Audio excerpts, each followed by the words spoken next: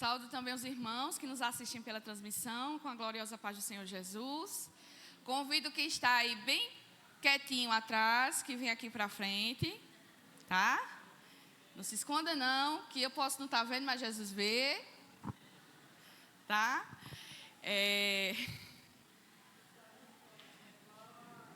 Oi?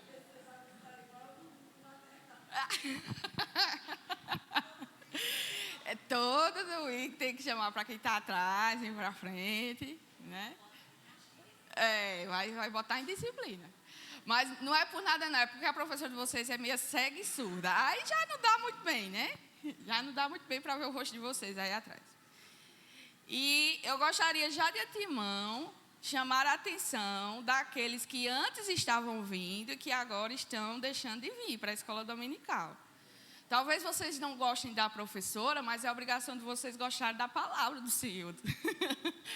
Tá? Talvez eu não atenda às expectativas de todos, mas o que eu tenho me esforçado é que não trazer nada de mim mesmo, mas trazer aquilo que o Senhor nos orienta conforme o estudo da palavra vai sendo alcançado. Então, aqueles que estavam vindo e não estão vindo, recebe o convite novamente de estarem presentes na escola dominical. Eu sei que existem muitas demandas, né? Os nossos dias ultimamente não têm sido fáceis, têm sido bastante corridos, né? Um pouco que atribulado, mas a única coisa que nós temos de certeza, meus irmãos, é a presença do Senhor conosco, para que possamos avançar, conquistar aquilo que Ele tem para nós. Então, fica o convite, tá? Para que todos estejam aqui para aprender da palavra do Senhor. E também gostaria de saudar os meus alunos, né, online, que estão aqui nesta manhã. Louvado seja o nome do Senhor pela vida de vocês. Ouviram o meu clamor de que é um pouco solitário sem vocês aqui, né? E neste domingo está aqui conosco. Louvado seja o Senhor pela vida de vocês. E convido todos a abrirem vossas Bíblias no Evangelho de João, capítulo de número 7, a partir do versículo 14.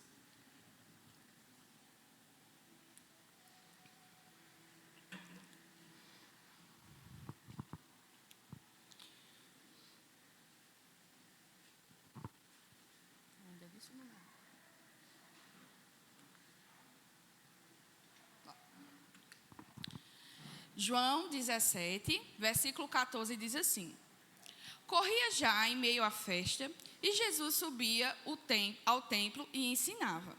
Então, os judeus se maravilhavam e diziam: Como sabe estes letras sem ter estudado? Respondeu-lhe Jesus: O meu ensino não é meu, e sim daquele que me enviou. Se alguém quiser fazer a vontade dele, conhecerá a respeito da doutrina, se ele é de Deus ou se eu falo por mim mesmo. Quem fala por si mesmo está procurando a sua própria glória. Mas o que procura a glória de quem o enviou, esse é verdadeiro, e nele não há injustiça. Não vos deu Moisés a lei? Contudo, ninguém dentre vós a observa. Por que procurais matar-me? Respondeu a multidão: Tens demônio. Quem é que procura matar-te? Replicou-lhe Jesus: Um só feito realizei, e todos vós admirais. Pelo motivo de que Moisés vos deu a circuncisão, se bem que ela não vem dele, mas dos patriarcas, no sábado circuncidais um homem. E se o homem pode ser circuncidado em dia de sábado, para que a lei de Moisés não seja violada, por que vós indignais contra mim, pelo fato de eu ter curado num sábado ao todo um homem? Não julguei segundo a aparência, e sim pela reta justiça. Dizia alguns de Jerusalém: Não é este aquele a quem procuram matar? Eis que ele fala abertamente, e nada lhe dizem. Porventura, reconhecem verdadeiramente as autoridades que este é, de fato, o Cristo? Nós, todavia, sabemos de onde este é. Quando, porém, vier o Cristo, ninguém saberá de onde ele é. Jesus, pois, enquanto ensinava no templo, clamou, dizendo: Vós não somente me conheceis, mas também sabeis de onde eu sou. E não vim porque eu de mim mesmo quisesse, mas aquele que me enviou é verdadeiro, aquele a quem vós não conheceis. Eu o conheço, porque venho da parte dele e fui por ele enviado. Então procuravam prendê-lo, mas ninguém lhe pôs a mão, porque ainda não era chegada a sua hora. E contudo, muitos de entre a multidão creram nele e diziam: quando vier o Cristo, fará porventura maiores sinais do que este homem tem feito? Os fariseus, ouvindo a multidão murmurar estas coisas a respeito dele, juntamente com os principais sacerdotes, enviaram guardas para o prenderem. Disse-lhe Jesus: ainda por um pouco de tempo estou convosco, e depois irei para junto daquele que me enviou. Haveis de procurar-me e não me achareis. Também aonde eu estou, vós não podeis ir. Disseram, pois, os judeus uns aos outros: para onde irá este que não possamos achar? Irá, porventura, para a dispersão entre os gregos, com o fim de os ensinar? Que significa, de fato, o que ele diz? Haveis de procurar-me e não me achareis.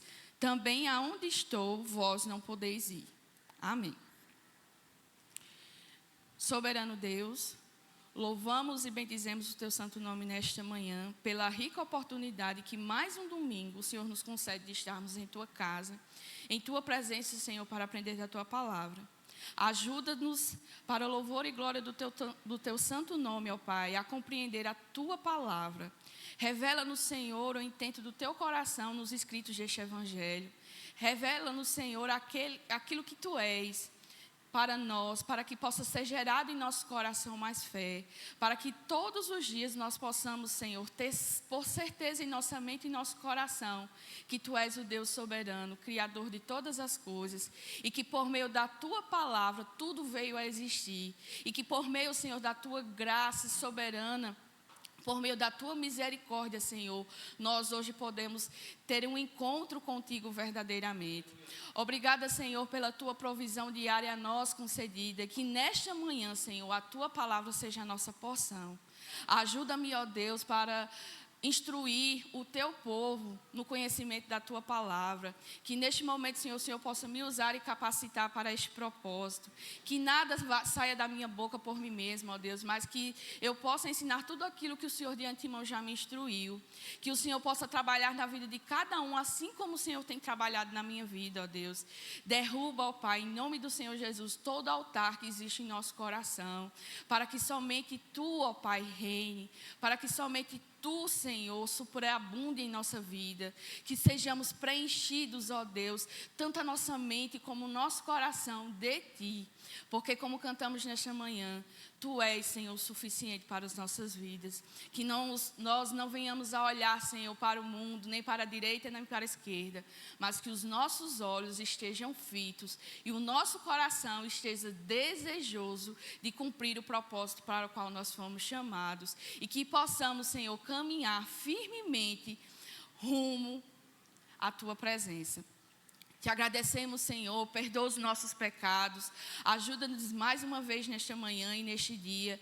E ainda em Tua presença, gostaria de clamar, Senhor, por aquela guerra que acontece lá em Israel. Ó Deus, em nome do Senhor Jesus, que o Senhor tenha misericórdia daqueles que ali se encontram. Ó Deus, são criaturas Tuas, muitos são filhos Teus também, ó Deus. Por isso te clamamos pela Tua misericórdia. Abate, Senhor, aquele que se levanta para oprimir aqueles que são mais fracos. Destrói, Senhor, toda autoridade que não vem de Ti. Caia por terra, ó Deus, em nome do Senhor Jesus, todos aqueles que se levantam contra o Teu povo ou contra uma criatura Tua, ó Pai. Cremos, ó Deus, que Tu és o Senhor dos exércitos, que toda a terra está debaixo da Tua autoridade, que o homem com seu coração ganancioso não se levante, ó Deus, querendo tomar o que não pertence, porque nada temos nesta terra senão o Senhor, ó Deus. Ajuda-os a ver esta realidade, assim como o Senhor teve misericórdia de nós, e nós podemos hoje enxergar que Tu és Senhor soberano sobre todas as coisas. Atende, Senhor, ao nosso clamor. Ora, vem, Senhor Jesus, Maranata, para que toda a autoridade que foi levantada sobre esta terra se dobre diante de quem tu és.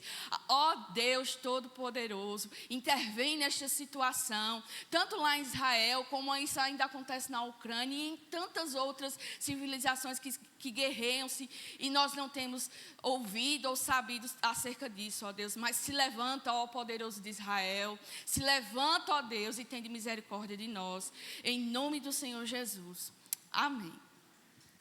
Meus amados, dando continuidade aqui ao que nós vimos semana passada, este capítulo 7 já está em um outro ambiente diferente do capítulo 6. Ele agora é ministrado. João aqui fala dos acontecimentos que foram acontecidos já em Jerusalém. Estava-se próximo, nos versículos iniciais do capítulo 7, estava próximo à festa do tabernáculo. A família de Jesus se preparava para subir até Jerusalém, para oferecer a sua adoração ao Senhor. E os irmãos de Jesus vão ter com Jesus e, mesmo não crendo em que em Cristo verdadeiramente era, eles o incentivam a subir até a Jerusalém e se mostrar perante o povo. Já foi dito e é sabido de todos aqui, eu acredito que diante dessa festa de Jerusalém, toda Israel era conclamada a subir até Jerusalém para adorar nessa festa. Então havia milhares, uma numerosa quantidade de pessoas presentes em Israel nesse período. E os irmãos de Jesus vão e citam ele, convida ele, pede para que ele suba até Jerusalém, já que ele quer, já que ele se apresenta como um verdadeiro mestre de Israel, então que lugar melhor seria para ele se apresentar do que no momento dessa festa? Ou quem é aquele que quer se aparecer diante do povo e fica escondido, Então eles incitam Jesus a subir até Jerusalém, porém Jesus os repreende. Jesus vai e diz: olha, o tempo de vocês é qualquer momento, mas o meu tempo, o Kairos, aqui presente, é o tempo a qual Deus determina. Vocês que não servem, não estão debaixo da soberania, da vontade de Deus, a vocês qualquer tempo é tempo oportuno. Porém, o meu tempo é direcionado e guiado pela vontade do Pai. Vocês acham propício eu subir neste momento, porém não é a vontade do Pai que eu suba neste momento para a festa. O que ele está falando aqui aos seus irmãos é que, indiretamente, está dizendo que eles não servem a Deus.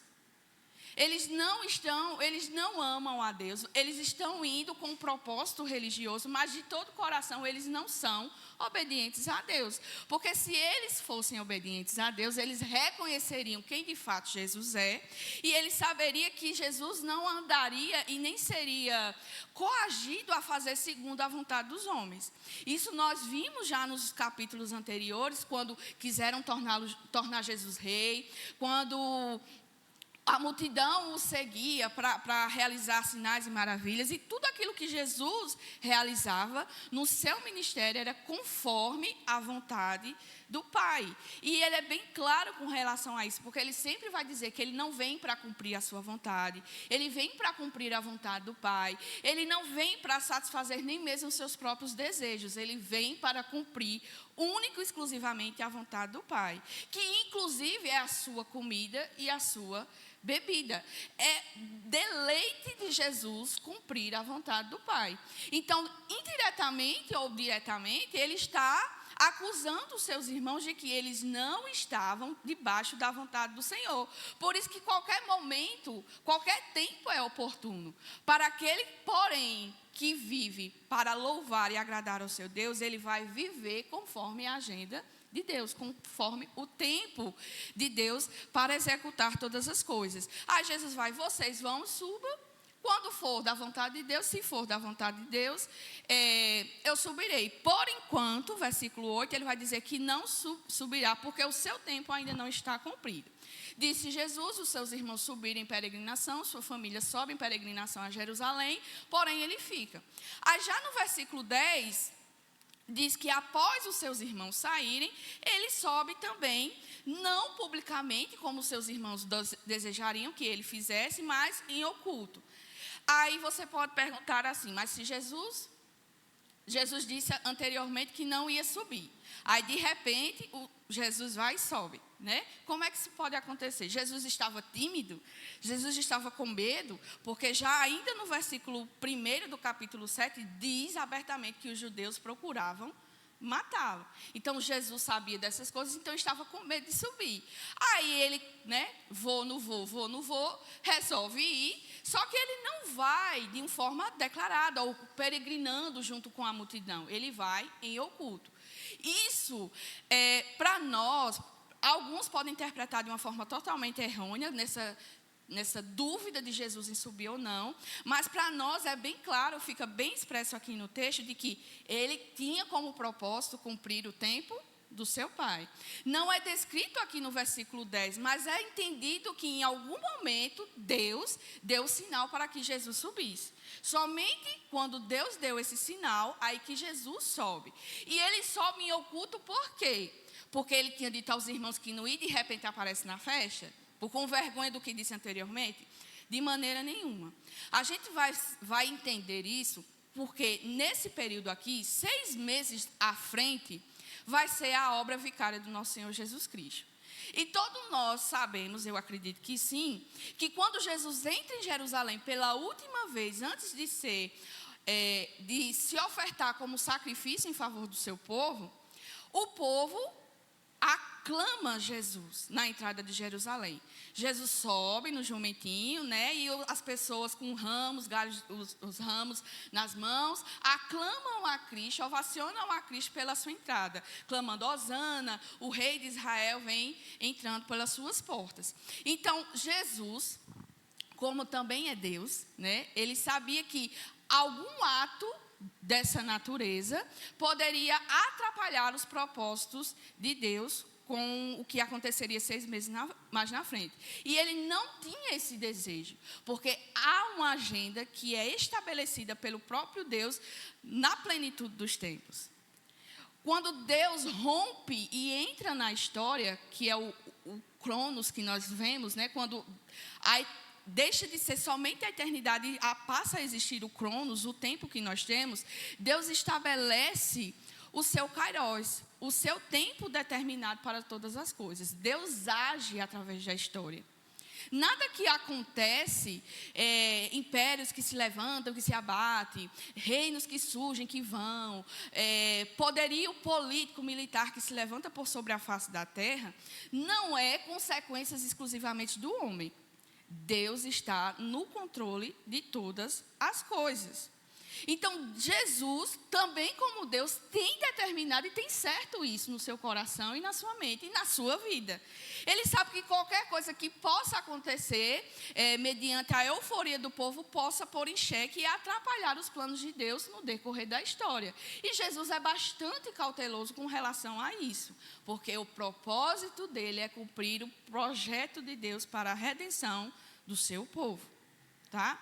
Então, com isso ele sobe em oculto, não para que as pessoas dizem: olha, aquele de quem Israel inteiro está comentando, vamos lá, vamos falar com ele, ou eita, o Messias, ou alguém quisesse ir lá e prendesse antes do tempo, certo? Cristo, ele estabelece todas as coisas conforme o Kairos de Deus, conforme o tempo determinado do próprio Senhor. Quando está lá no meio da festa, a festa já está acontecendo, aí as pessoas ficam empolvorosas, né? Onde é que está aquele homem? Onde é que está aquele homem que é poderoso em sinais e milagres? Aí há uma dualidade de pensamento entre a multidão. Alguns acham ele um homem bom, outros, porém, o acusam de ser um charlatão, né? Esse aí é falso, só quer enganar o povo. Porém, os judeus, que aqui é descrito como os líderes religiosos, eles estão de fato à procura de Cristo, mas não para ter um julgamento ou para conversar com Cristo, mas de fato para prender. E por que eles já querem prender? Por causa do que aconteceu no capítulo 5, quando Jesus cura o paralítico, né, no tanque de Betesda. E há aquele discurso de Jesus com os judeus acerca do sábado, da cura e tudo mais. Então, a partir de os judeus no seu coração tramam prendê-lo e até mesmo matar a Jesus. Aí chegamos agora no versículo 14. A festa já estava no meio, já estava acontecendo lá a festa, e Jesus sobe no templo e vai ensinar o povo. Dentro da estrutura do templo havia o pátio, eram armadas tendas, os mestres, os sacerdotes, eles armavam tendas no meio do templo, nesse pátio externo do templo, com o intuito de ensinar o povo a lei. Qualquer dúvida ou qualquer orientação que fosse necessária para o povo na adoração, eles procuravam esses mestres que estavam lá à disposição para ensinar a palavra de Deus. Porém, Jesus está lá nesse meio. Ele está lá com toda a autoridade que Deus lhe concedeu, porque ele é o mestre, e na verdade ele é a própria palavra encarnada, não é assim que nós vimos, e ele vai e ensina ao povo. Então os judeus se maravilham, não é essa maravilha, é esse espanto. Não tem quando uma pessoa tem uma oratória bem bonita, né? Fala palavras tão bonitas, né? E está aqui, e tome palavra, e vocês, caramba, que cara para falar bem. Quem me dera ter uma dicção, uma falatória, né, desse jeito. Queria ser um poliglota desse jeito. O termo não se encaixa aqui, mas eu queria falar bem. Né? E as pessoas ficam admiradas. Esse tipo de maravilhamento era os que os judeus e a grande multidão que estava na festa, olhando e vendo e ouvindo Jesus ensinar, ficavam admirados com a capacidade e a autoridade que Jesus tinha para ensinar. A gente se espanta muitas vezes com a forma como as pessoas falam. Aqui não, Jesus era a própria palavra ali sendo manifesta aos outros, que as pessoas se maravilhavam. Diferentemente dos mestres rabínicos. Por quê? Para você ser considerado mestre em Israel, você precisava passar por uma escola. Você precisava se formar, não é assim? Hoje em dia, quem quiser ensinar, pode ensinar. Se alguém chegar na escola do seu filho e disser assim, não, eu vi uma aula no YouTube e eu estou apta para ensinar, você vai deixar seu filho na escola?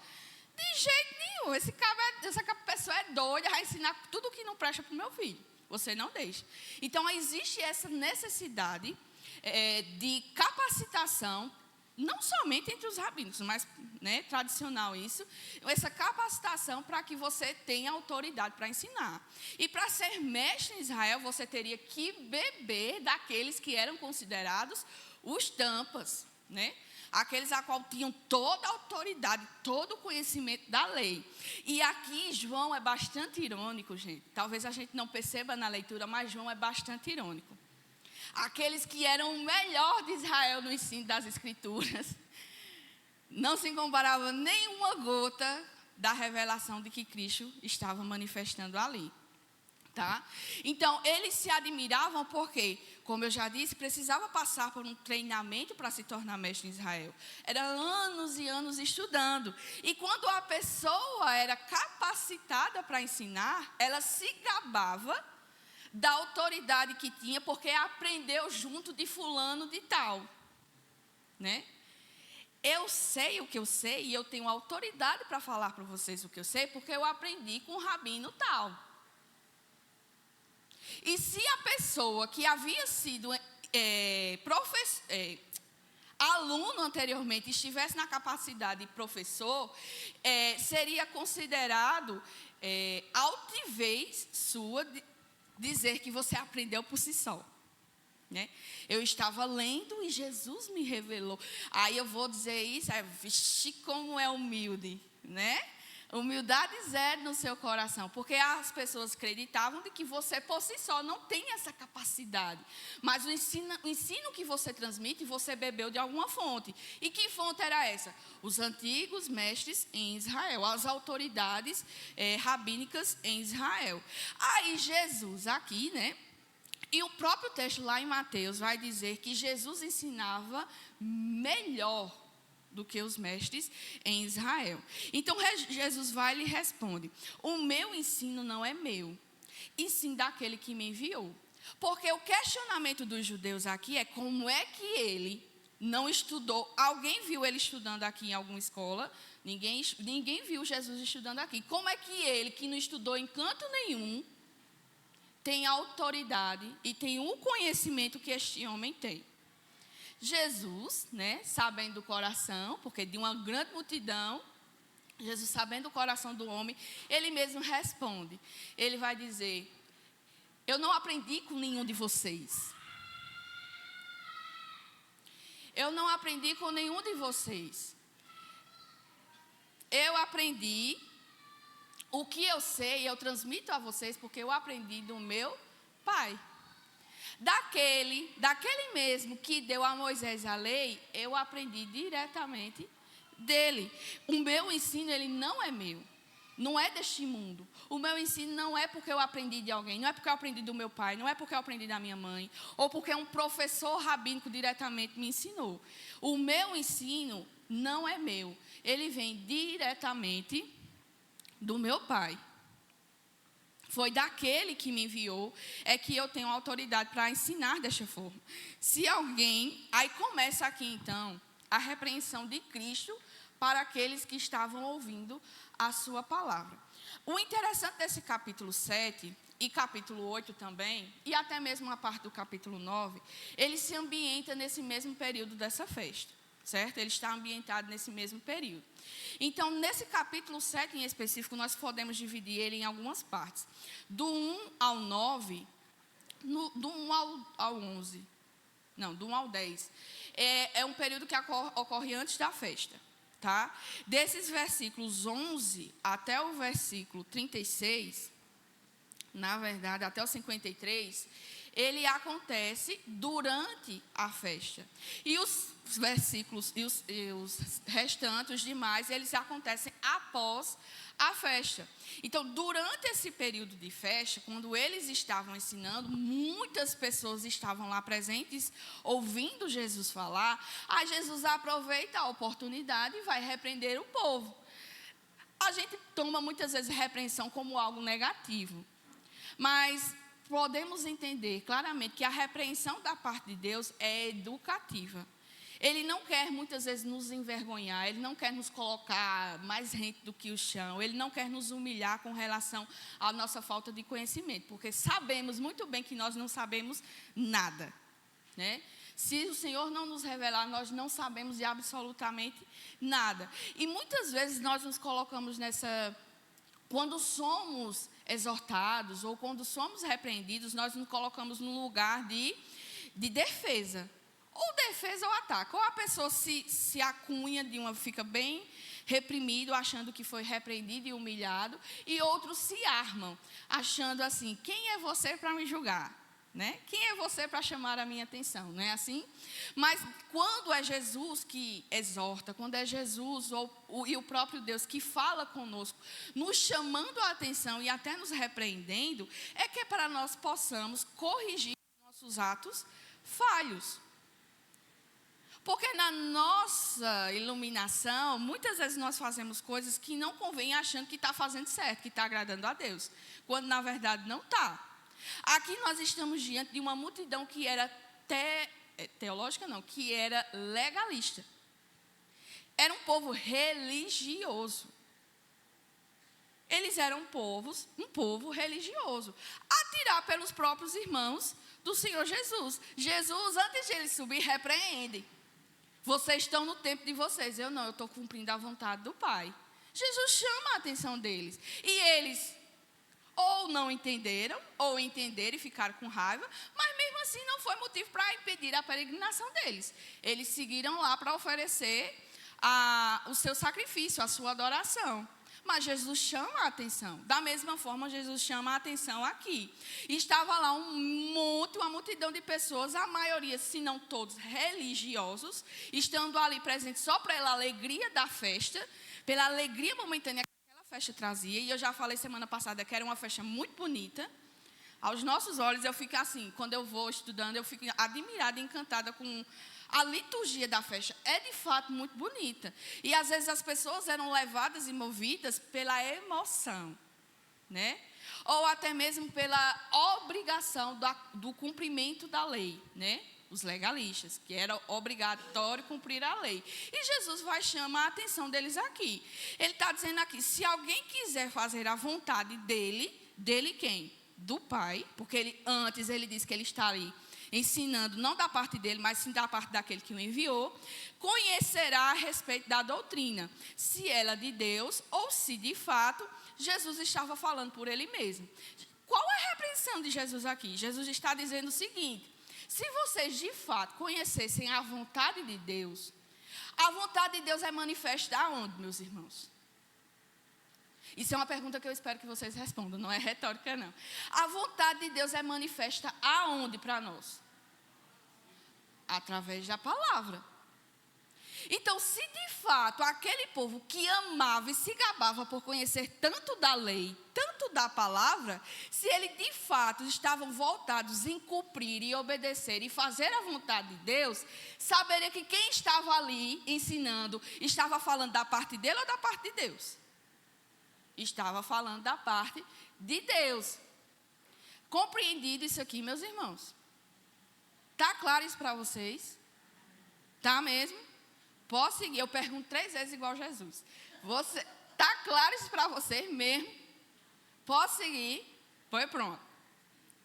Se alguém quiser fazer a vontade dele, se você está disposto a fazer a vontade do Deus que você serve, então você vai fazer o quê?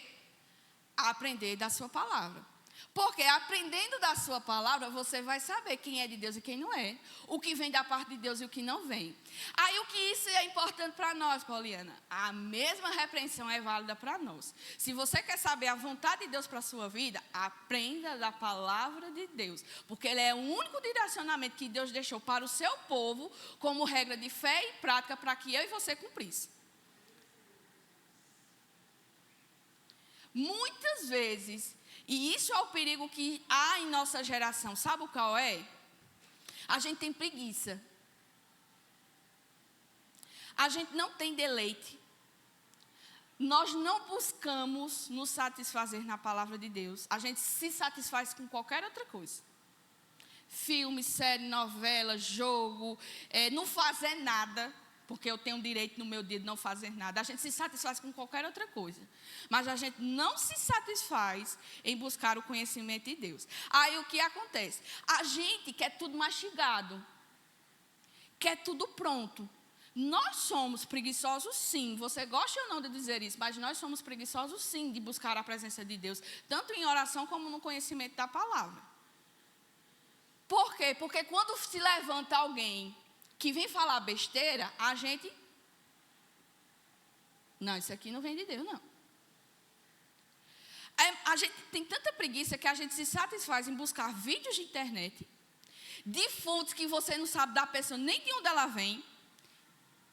Aí, não, eu vou aprender sobre a Trindade de Deus. Aí eu vou buscar lá na internet, né?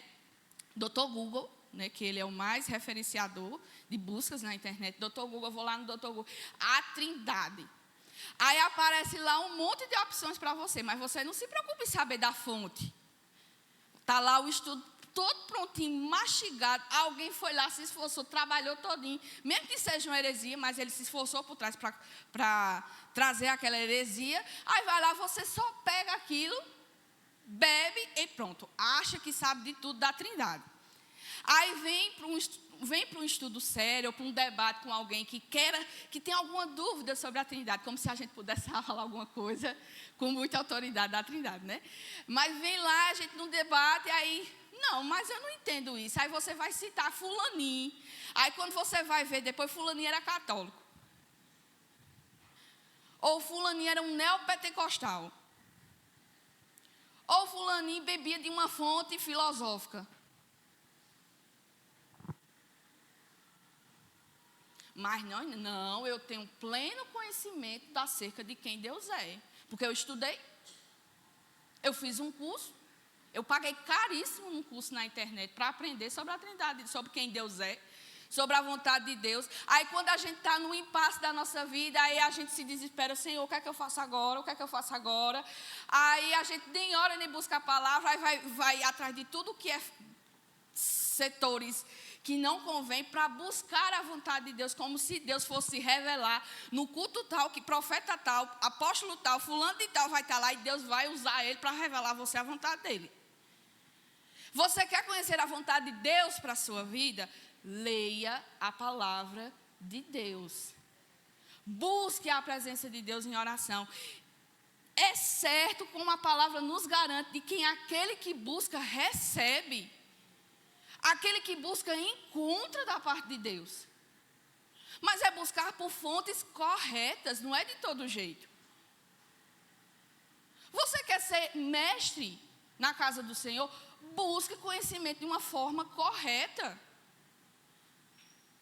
Busque orientação da forma correta. Não busque pelos seus meios, de todo jeito, de qualquer fonte, porque não provém. Olha, eu digo isso sempre às turmas que eu ensino. Essa e da escola de teologia, do curso de teologia. Quanto mais nós aprendemos de Deus, mais o nosso coração é esfarelado assim.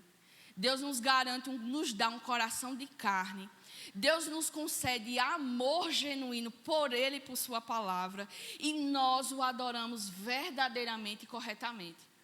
Quanto mais eu aprendo e me dedico a buscar a presença do meu Deus, mais o Senhor se revela a mim e a você. Por quê? Porque Ele não está ausente daqueles que o buscam. Deus não cerra as portas, Ele quer se fazer visível, Ele quer se fazer presente no meio do seu povo, Ele quer ser conhecido pelo seu povo, Ele quer ser amado verdadeiramente pelo seu povo, Ele quer ser adorado verdadeiramente pelo seu povo, mas o seu povo não busca.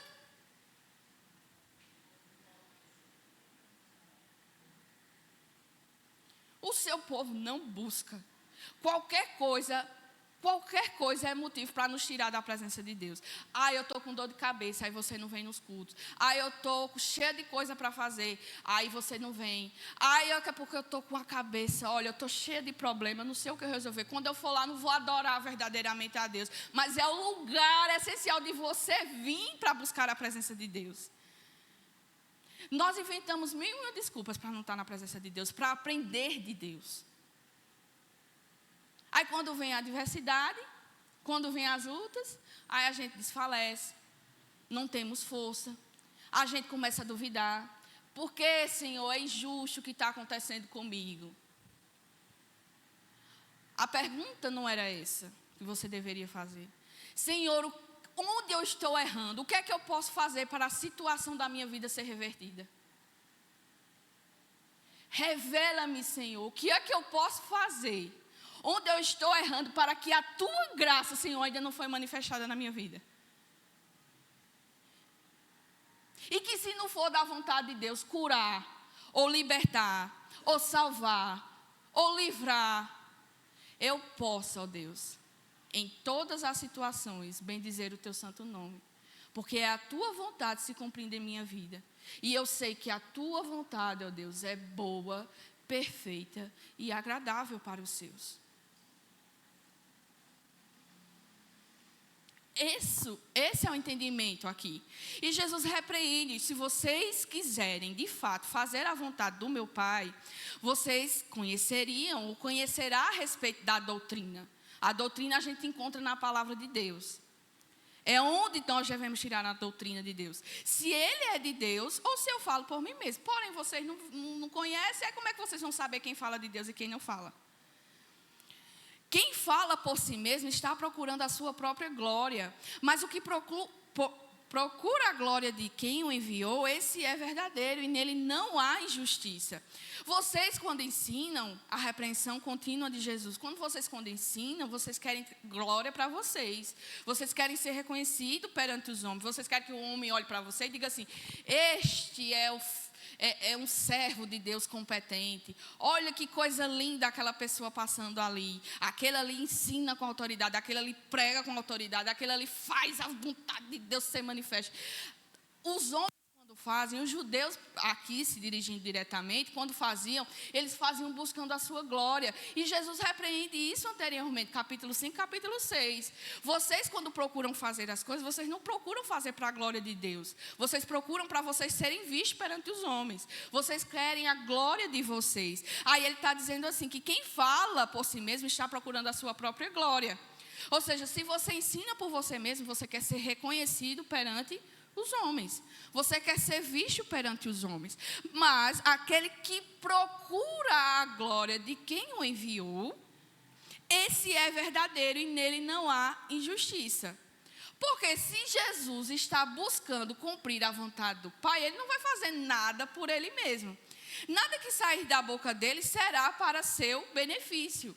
Será única e exclusivamente para a glória do Pai. E quando Cristo vem e encarna nesta terra, ele tabernacula no nosso meio, é com esse propósito, revelar a glória do Pai. Manifestar a glória do Pai no meio do seu povo, nesta terra. Ele vem com esse propósito, com esse desígnio no seu coração. Então, toda a sua vida ela vai ser voltada a cumprir esse desejo, a essa realidade. Então, até o ensino de Cristo, mesmo ele sendo homem e Deus, não é para a sua própria glória. Porque quem vai garantir a glória de Cristo é o próprio Deus. Não é assim, meus irmãos? É Cristo quem concede, é Deus Pai que concede glória a Cristo, através do seu sacrifício. Na sua vida, ele manifesta a Deus, e Deus recompensa a sua vida em obediência, conferindo uma glória que somente Cristo tem. Ele nunca buscou para si reconhecimento. Por mais que ele fosse filho de Deus, que ele fosse o próprio Deus, a tudo aquilo que a palavra de Deus pré-anunciava, que estava se cumprindo, por mais que ele fosse, que ele é, né? Tudo aquilo que a palavra aponta, ele não buscou benefício com relação a isso. Ele não buscou se gloriar com relação a isso, mas ao contrário, toda a glória é do Pai. Toda boa dádiva pertence ao Pai. Somente Deus é bom. Somente o Senhor é bom. E por isso, por ele procurar a glória do Pai, é porque o seu testemunho é verdadeiro, não é injusto. Como verdadeiro profeta prometido, como aqueles que já esperavam em Deuteronômio, como a concretização da encarnação de Deus por sobre a terra, e como verdadeiro profeta, nós estudamos anteriormente os profetas menores, os livros dos profetas menores. E nós vimos que os profetas, eles traziam um ensino que verdadeiramente não era deles. Deus levantava como porta-voz para anunciar a sua palavra ao seu povo. Eles, de fato, não tinham o ensino deles, eles traziam o ensino do Senhor, nosso Deus. Com isso, eles declaravam assim: assim disse o Senhor. Assim o Deus de Israel fala. Assim diz o nosso Deus. Eles eram como porta-vozes. Cristo, diferente, como profeta por excelência, ele fala assim para nós: em verdade vos digo. Eu vos digo. Então, por excelência, ele é o verdadeiro profeta em Israel. Ele é o profeta prometido lá em Deuteronômio, quando Deus revelou a Moisés. É ele que fala em verdade vos digo. Por quê? Porque o ensino que eu estou lhe dando vem diretamente de mim, que sou Deus. Eu não, Cristo dizendo, né? Que ele está falando esta palavra. O ensino não é ensino de homens. Não é porque rabino tal me ensinou. Um mestre judeu tal me ensinou, mas porque o meu Pai me deu autoridade para ensinar a vocês. Certo? Não vos deu Moisés a lei? Ele chama de novo Moisés aqui para ser juiz entre o entendimento que os judeus tinham da lei. Não vos deu Moisés a lei? Contudo, ninguém dentre vós a observa. Gente, isso aqui é sério demais. Isso aqui é muito sério. Todo o desejo de Jesus é que aqueles que ouvem o que ele tem a dizer, glorifiquem a Deus, crendo na mensagem, já que foi Deus quem foi que os chamou. Então, quando ele traz Moisés aqui para o debate, quando ele chama novamente Moisés como testemunha, ele surge de duas necessidades em específicas. A primeira necessidade é de desenvolver mais detalhadamente o que é a vontade de Deus. Isso aqui eu já falei para vocês. A vontade de Deus está descrita, manifesta, revelada por meio da sua palavra. Os judeus, eles tinham por palavra de Deus a lei do Senhor, que foi Deus, só para vocês ficarem, Deus que entregou a Moisés no Monte Sinai para que fosse revelada ao povo. Tradicionalmente, a cultura judaica atribui que a lei pertence a Moisés, porque foi Moisés que trouxe. Mas de Moisés não procedeu nada que de Deus não fosse lhe dado. Então, mesmo que seja tradição, é uma visão errada. Tá? E Cristo aqui chama a atenção. Pronto, Moisés não deu a lei para vocês, né? Moisés não deu a lei para vocês, contudo, ninguém dentre vós aqui observa. Olha a chicotada, mesmo no meio das pernas, assim. Vocês se gabam tanto, vocês são tão mestres, doutores da lei. Moisés deu a lei para vocês, mas nenhum de vocês aqui está observando. Ninguém está atentando para o que foi revelado através de Moisés. Por quê? Aí Jesus os acusa, porque procurais matar-me. Aí a segunda necessidade aqui de Moisés, da referência a Moisés, é a necessidade da substância, ao argumento de que o motivo por que as pessoas não descobrem que o ensino de Jesus vem de Deus é porque elas não escolheram fazer a vontade de Deus.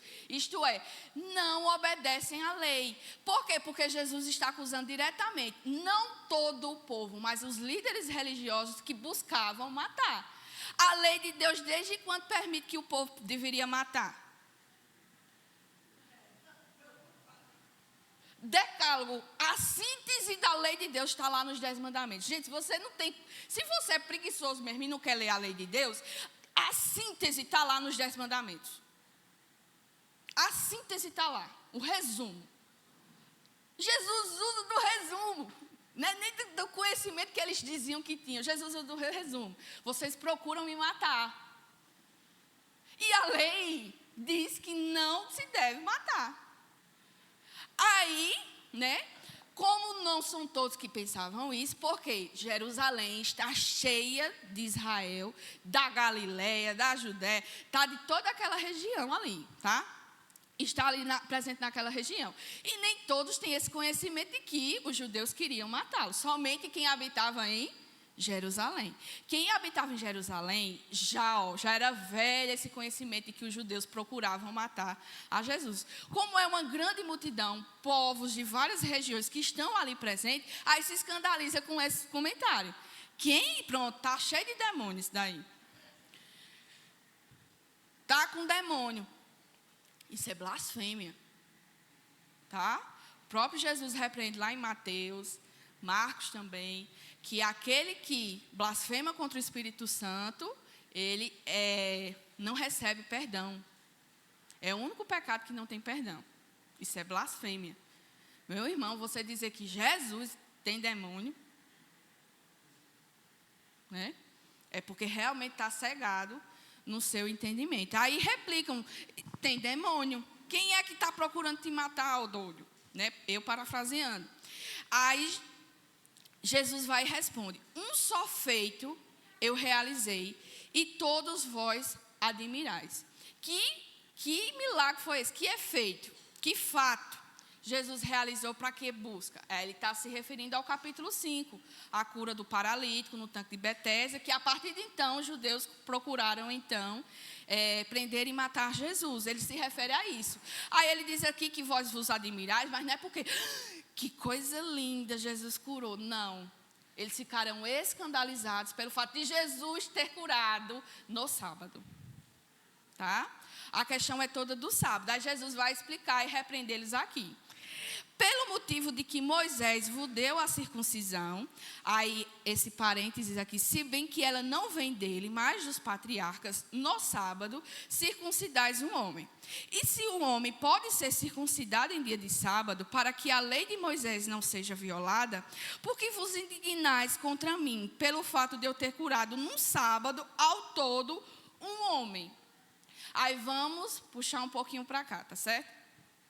Vamos puxar um pouquinho para cá.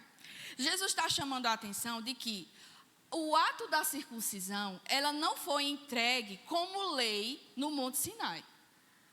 ele foi entregue como um memorial da aliança de Deus com o homem a Abraão. Lembram do relato de Abraão? Quando Deus faz uma aliança, um pacto com Abraão, Deus diz que por meio da sua descendência, as nações da terra seriam abençoadas, e ele vai proferir bênçãos para Abraão, e forma uma aliança. O selo dessa aliança, a marca dessa aliança é que para o homem judeu deveria ser circuncidado. Para quem não sabe o que é circuncisão, é o ato de retirar a pele que cobre a glande do pênis do homem, a cabeça do pênis do homem, tá certo? Aquele excesso de pelezinha é recortado, tá? Circuncisão é isso. Então é um sinal que foi dado a um selo, uma aliança que é firmada entre Deus e Abraão. Então, a partir de então, todo descendente de Abraão, tá certo? Deveria ser circuncidado. E naquele dia da aliança foi circuncidado Abraão e todos da sua casa. Até os animais foram circuncidados. Tá? Mostrando que uma aliança ali foi feita.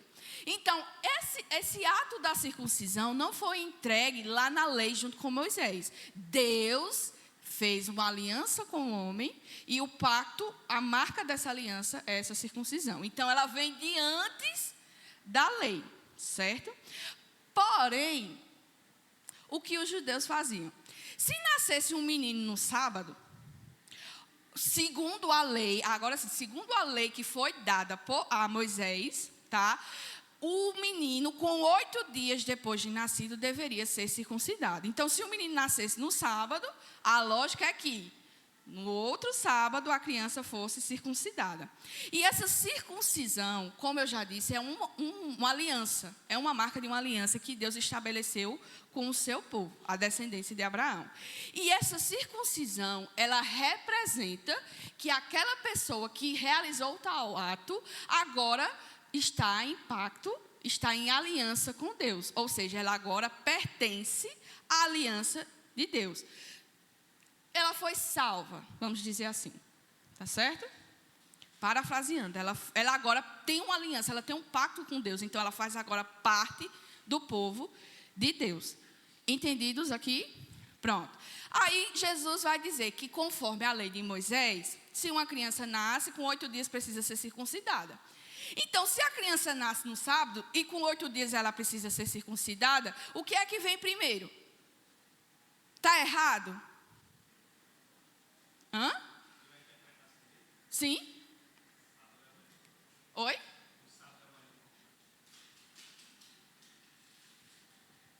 O sábado seria mais importante. Não é? Estão entendendo isso? Tá claro, se não quiser a gente repete sem problema nenhum. Vocês estão entendendo esse ponto aqui? Estão mesmo? Então, o que é que tem valor? A circuncisão ou o sábado? A circuncisão. Por que a circuncisão?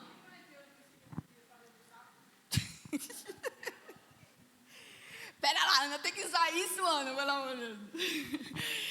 O que é que vem primeiro? O que é que tem mais importância? O que é de precedência? O que é que tem valor? Eita, deixa eu ligar. O que é que tem valor? A aliança, a circuncisão. Né? Por isso que eles fazem no sábado a circuncisão. Mas os judeus estariam quebrando a lei do sábado? Não. Por que eles não estariam quebrando a lei do sábado? Porque é mais importante que um homem seja salvo. Fui mexer, tá vendo? É mais importante que um homem seja salvo. Então, por que, por cargas d'água, vocês querem me matar se eu curei um homem no sábado? Se eu salvei um homem da sua enfermidade? É isso que Jesus está repreendendo aqui. Vocês são muito esquisitos. Vocês se inibem do fato de exercer a circuncisão no sábado, porque agora a criança vai fazer parte da aliança. Então, seria o povo de Deus. É um filho da aliança que está sendo apresentado ali. Então, vocês se isentam da lei de resguardar o sábado e vão lá e fazem o ritual, o ofício.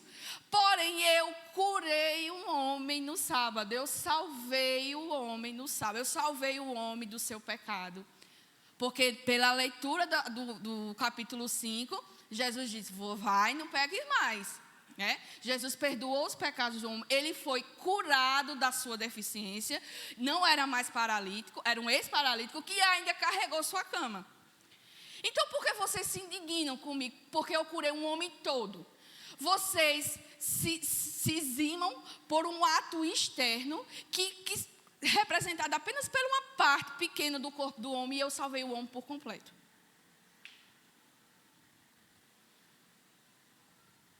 Está vendo como o legalismo cega as pessoas?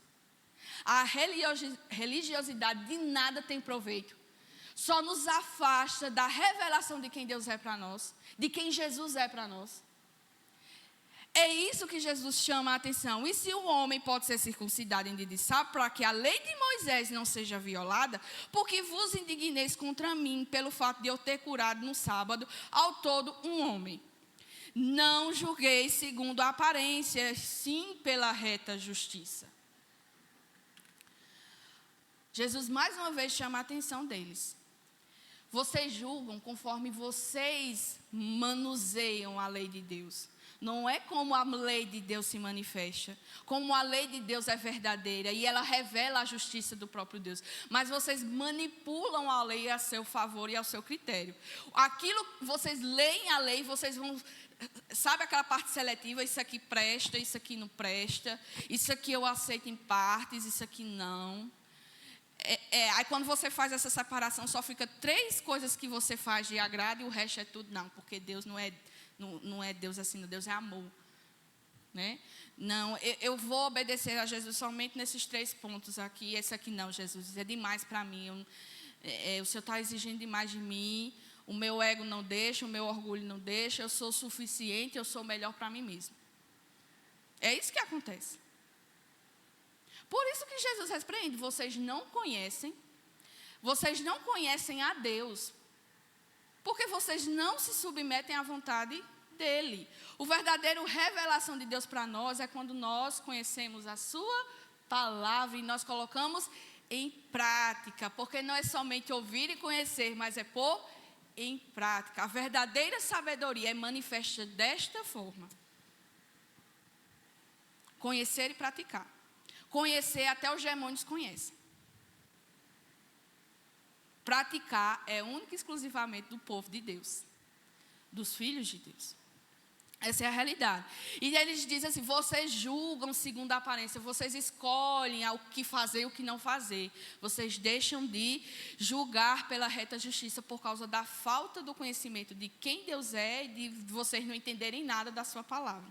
Porque se vocês de fato conhecessem a sua palavra, vocês reconheceriam que eu sou tudo aquilo que a palavra diz e garante acerca do Messias que viria. Essa é a repreensão de Jesus aqui. Pera, Ana. Pera, vai, Ana. Vem, Ana.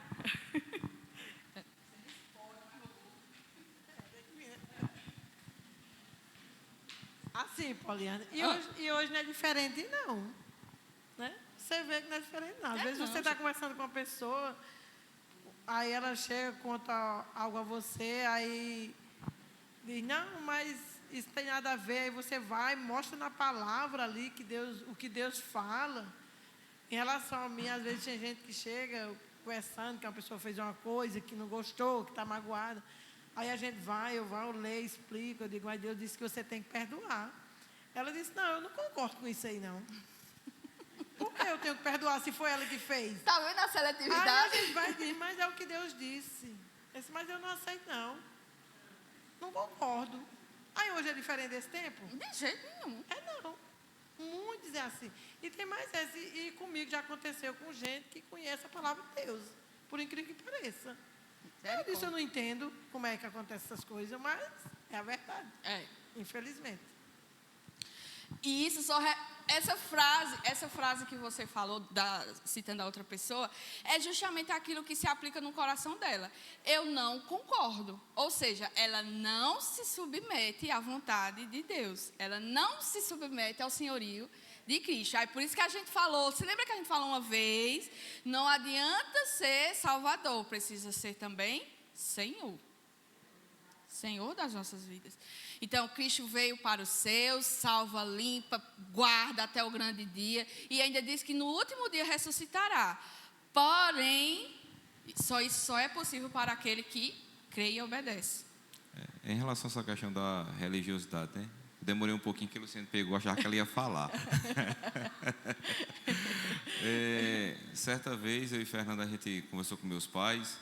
E no final da gente estudar um pouco da palavra, meu pai disse: olha, eu não tenho coragem de pegar aquele quadro, tocar fogo e jogar fora. Pronto, então assim, ele entendeu a palavra. Ele entendeu que era para ele pegar aquele quadro e o que fosse de imagem que tivesse dentro de casa, ele dá fim àquele negócio ali, né? Mas assim, a religiosidade acaba prendendo as pessoas a tal ponto que, mesmo entendendo a verdade, não se entrega a ela. Não se entrega, não. É a questão da tradição, né? Tem coisas que estão acima, estão superiores, mas não ao cumprimento da vontade do Senhor. Em tempos de Mateus 7,1, não julgueis para ser julgado, que é o segundo versículo que não é só os crentes não, mas todo mundo conhece, né? Depois de João 3,16, é o que todo mundo fala. Mateus 7,1. Não julgueis para ser julgado. Em tempo disso, né, que isso é bem presente, meu Deus, misericórdia de nós. Isso é bem presente, bem intenso na vida dos cristãos, né? Esse texto de não julguei para não ser julgado, ele tem na Bíblia Heresia, versículo 3, 4, que é assim: deixa eu pecar em paz. Você não tem nada a ver com isso, não. Deixa eu pecar aqui na minha consciência, tranquilamente. Né? Vem muito forte com relação a isso aqui, que nós estamos aprendendo, né? Aqui é uma acusação de Cristo contra o legalismo e a religiosidade, né? Mateus 7,1, ele também tem essa forte intenção de questão de não julgueis segundo a sua visão, segundo a sua aparência, segundo o seu entendimento do que é correto, do que é justo. Mas quando for julgar, julgue conforme a reta justiça de Deus, né? Então, isso também é para aqueles que gostam de julgar, né? De apontar o dedo. Aponta o dedo no sentido de legalismo, de religiosidade. Não faça isso porque é pecado, não faça isso porque é pecado, não faça isso porque é pecado, né? Mas no sentido de acusação. Cristo aqui nos ensina de que não devemos julgar segundo a aparência. Mas se for o caso de você ir ter com seu irmão e exortar e chamar a atenção, você vá conforme a justiça, conforme a palavra, não segundo o nosso entendimento, o que eu acho que é certo, o que eu acho que é assim que deve ser. Eu acho que Deus se agrada disso. Deus se agrada de um coração sincero, que queira adorá-lo em espírito e em verdade, e que se constrange em sua presença, reconhecendo os seus pecados. E daquele que tem um coração movido em obedecer a sua palavra. Mesmo que seja difícil, porque coisa difícil é a gente abrir mão do nosso ego, da nossa carnalidade, do nosso coração, para fazer a vontade de Deus. Mas mesmo que seja difícil, o Senhor se agrada daqueles que buscam fazer a sua vontade. Amém, meus irmãos? Posso continuar? Está tranquilo para vocês? Dando continuidade, diziam alguns de Jerusalém: não é este aquele a quem procura matar? Eis que ele fala abertamente e nada lhe dizem. Porventura reconhece verdadeiramente as autoridades de que este é de fato o Cristo? Esses aqui é justamente a população de Jerusalém. Porque, como eu disse, eles já sabiam certamente dos planos que a liderança religiosa em Jerusalém tinha contra Jesus. Aí eles veem Jesus ensinando assim, né? Em praça pública, abertamente, porque o ensino não era como assim, que é fechado no templo e tudo mais. Era aberto, era para pessoas que estivessem passando por aquele setor, ouvissem, se achegassem para ouvir a palavra de Deus, né? O que Jesus estava ensinando. Então, vendo os cidadãos de Jerusalém, que Jesus estava livremente anunciando, e sabendo da intenção dos judeus que tinham de matar a Cristo, aí eles olham assim e dizem: mas como é que esse homem está ensinando aqui se ninguém faz nada? Porventura, será que eles também passaram a crer que esse verdadeiramente é o Messias? É isso que tem o pensamento do povo, né? Só que aqui há duas noções populares de como seria o Messias. Eles veem isso, porém eles de fato não acreditam que de fato é o Messias por causa do entendimento que eles tinham acerca de como o Messias viria. Isso eu já falei várias vezes para vocês. Mas aqui no texto tem duas noções específicas, na verdade 3. Mas a do 3 está lá no final do capítulo 7. Mas eu destaquei só duas aqui por enquanto. Tá?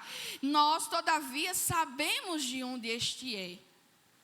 Para eles, a menção do Messias, para ele, a configuração do Messias, é que eles não saberiam de onde ele viria. O entendimento judaico para a revelação do Messias é que provavelmente eles viriam da própria classe sacerdotal, ou seja, muito óbvio que deveria ser da nata de Jerusalém, deveria ser de um deles, porém ninguém sabia de onde de fato sua procedência, tá certo? Sua origem e tudo mais. Certo? Então, para eles tinham esse entendimento de que não saberiam a origem do Messias. Por mais que a palavra do Senhor, lá em Miqueias, tenha dito que de Belém viria a salvação, viria o prometido, o rei prometido, eles não saberiam a procedência dele, tá certo? Então, eles questionam. Nós, todavia, sabemos de onde ele vem, da família a qual pertence. Nós sabemos de onde ele é. Porém, o Cristo, de fato, nós não saberíamos. Aí Jesus não é que ele ouviu isso, está na multidão, mas Jesus, sendo Jesus e Deus, né? Ele conhecendo o coração e o intento, o pensamento e a dúvida no meio da multidão, ele se levanta e diz: vós não somente me conheceis, mas também sabeis de onde eu sou. Eu não vim porque eu de mim mesmo quisesse, mas aquele que me enviou é verdadeiro. Aquele que em vós não conheceis. Mais uma vez, uma chicotada de Jesus agora nas costas, para ficar aquele negócio talado mesmo, né? Vocês falam aí, dizem constantemente que vocês conhecem. De fato, vocês podem saber a origem, meu pai, meu terreno. Mas eu não vim de mim mesmo. Eu não vim. E eu não vim porque eu quisesse vir, né? Aí eu vou lá me levantar para salvar esse povo. Não é isso. Vocês têm esse entendimento, mas eles não é assim. Aquele que me enviou é verdadeiro, aquele a quem vocês não conheceis. Quem me enviou é aquele que é real. Não é o Deus desconhecido de vocês, não. É um Deus que é real, que é verdadeiro para cumprir a sua palavra. Tudo aquilo que ele prometeu ao seu povo desde os primórdios de todas as coisas, ele é fiel para cumprir tudo aquilo que prometeu. E é este a quem vocês não conhecem. Né?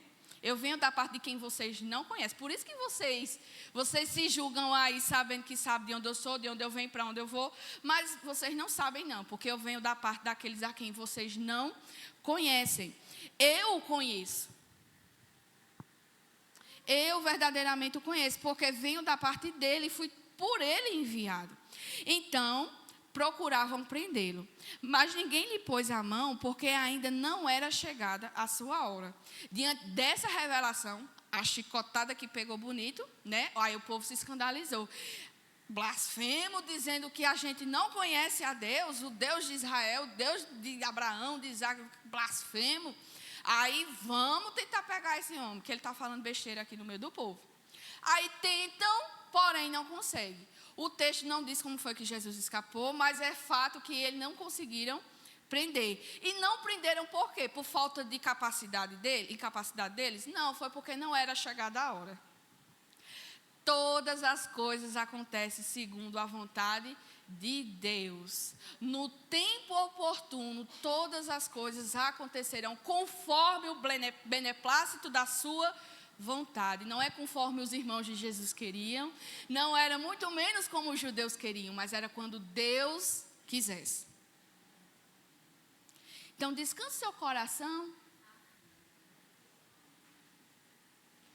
Descanse o seu coração. Todas as coisas acontecem no tempo oportuno que Deus já determinou para mim e para a sua vida. Se caso nós crermos e obedecermos. Tudo acontece no seu devido tempo. Eu o conheço porque venho da parte dele, então procuram matá-lo, mas ninguém põe a mão porque não era chegada a sua hora. E, contudo, muitos de entre a multidão creram nele e diziam: quando vier o Cristo, fará porventura maiores sinais do que este homem tem feito? Então, a outra observação que se tem da mentalidade dos judeus acerca de como o Messias veria é justamente desse questionamento. Esse homem fez tantas coisas, muitos passaram a crer. E aí ficam, mas esse homem fez muita coisa. Porventura espera que o Messias faça mais coisas do que este homem já fez? É a segunda noção de entendimento do povo. Conforme o povo aguardava o Messias. Os fariseus, ouvindo a multidão murmurar, alguns passaram a crer, passaram a murmurar por entre eles, e os judeus, os religiosos, ouvindo, eles começam agora a, de fato, uma busca ferrenha para prender a Jesus. Enviam, juntamente com os principais sacerdotes, guardas para o prenderem. Disse Jesus: ainda por um pouco de tempo estou convosco, e depois irei para junto daquele que me enviou. A vez de procurar-me, não me achareis. Também aonde eu estou, vós não podeis ir. Disseram, pois, os judeus uns aos outros: para onde irá este que não possamos achar? Irá, porventura, para a dispersão entre os gregos com o fim de ensinar?